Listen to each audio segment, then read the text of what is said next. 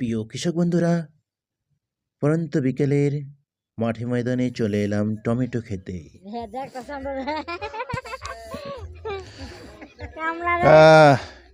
কাকিরা খুশি মনে কি কাজ করছে।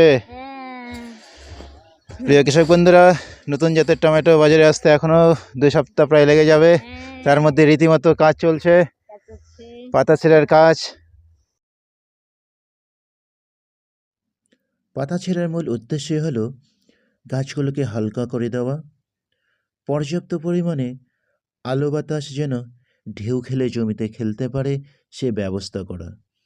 এখানে দেখতে পাচ্ছি প্রচুর পরিমাণে পাতা কেটে ফেলা হয়েছে, কারণ বেশি পাতা থাকলে সে গাছগুলো ঝাপসা হয়ে যাবে, ফলে শীতের মরশুমে প্রবল কুয়াশায় সেই পাতায় বা ফলে ধসা লেগে যেতে পারে। তাই কৃষক বন্ধুরা,